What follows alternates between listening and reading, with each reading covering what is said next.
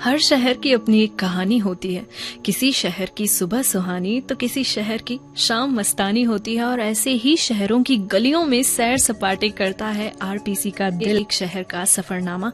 और आज दिल ढूंढता है में शामिल है भागीरथी नदी के तट पर बसे शहर मुर्शिदाबाद की सैर। मुर्शिदाबाद पश्चिम बंगाल का एक ऐतिहासिक शहर है, और ये शहर जाना जाता है मुगल और ब्रिटिश शासन के समय में बने कई अमेजिंग हिस्टोरिकल स्ट्रक्चर्स के लिए, जिनके बारे में थोड़ी देर में बताऊंगी। लेकिन पहले ये तो बता दूं आपको कि मुर्शिदाबाद का नाम पहले क्या था। मुर्शिदाबाद पहले जाना जाता था मकसूदाबाद के नाम से, जिसे बाद में बदलकर बंगाल, उड़ीसा और बिहार के उस समय के दीवान मुर्शिद कुली खान के नाम पर रखा गया। और मुगल काल के दौरान मुर्शिदाबाद बंगाल की राजधानी हुआ करता था। यहाँ के इतिहास के पन्नों को पलटने की ताकत रखती है यहाँ की कुछ ऐतिहासिक जगह, जहाँ का हजारडियारी पैलेस फेमस है इतालवी और ग्रीक स्थापत्य कला के अमेजिंग कॉम्बिनेशन के लिए, जो कि पहले के समय में एक हवेली हुआ करता था और अब इसे बना दिया गया है एक म्यूजियम, जिसमें रखी हैं बेशकीमती पुराने कारें और तलवारें। वैसे दोनों ही चीजें है ना, बड़ी संभाल के चलनी चाहिए, चलानी आनी चाहिए, कारें भी और तलवारें भी। और अगर आपको ऐतिहासिक जगह पसंद है देखने में, तो आप इस हजारडियारी पैलेस के सामने बने निजामत इमाम बाड़ा को भी देख सकते हैं। और इस इमाम बाड़ा यानी कि मस्जिद के बारे में एक चीज जो खास है वो ये है कि यहाँ एक बार आग लग गई थी, जिसके कारण ये पवित्र जगह पूरी तरीके से डिस्ट्रॉय हो गई थी। लेकिन सिर्फ 11 महीने के अंदर अंदर इसी जगह पर फिर से इमाम बाड़ा तैयार किया गया। और इस अमेजिंग इंटरेस्टिंग फैक्ट से जुड़े प्लेस को विजिट करने के बाद आप मुर्शिदाबाद की मोती झील को भी एक्सप्लोर कर सकते हैं। और इस झील के बारे में एक खास बात यह है कि ये घोड़े की नाल की शेप में दिखती है।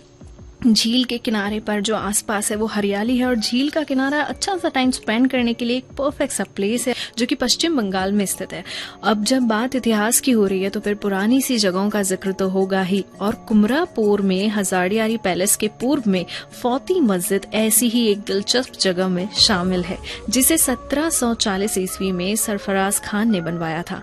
कहते हैं कि इस मस्जिद को केवल एक ही रात में पूरा बनवाया गया था, और इसीलिए इसका काम पूरा ही नहीं हो सका, अधूरा रह गया। इसीलिए देखने में थोड़ा खंडर जैसा लगता है, पुराना सा लगता है। फौती मस्जिद के अलावा मुर्शिदाबाद में आप घूमने जा सकते हैं खोश बाग में। ये बंगाल के नवाबों का कब्रिस्तान है। जैसे हमारे राजस्थान में छत्रियां होती हैं, राजा महाराजाओं के सम्मान में उनकी मृत्यु के पश्चात बनाई जाती हैं, कुछ उसी तरह यहाँ इस खोश बाग में नवाब सिराजुद्दौला और उनकी बेगम लुत्फ उन निसा, और इसके अलावा अली वर्दी खान और उनकी माँ और उनके परिवार के कुछ सदस्यों की कब्रें हैं।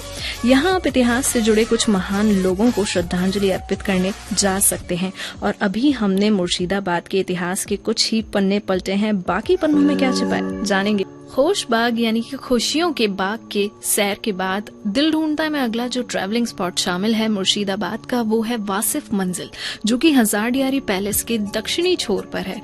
और वैसे जो ये वासिफ मंजिल है उसे न्यू पैलेस के नाम से भी जाना जाता है, और इस पैलेस को बनवाया गया था मुर्शिदाबाद के नवाब वासिफ अली मिर्जा खान ने।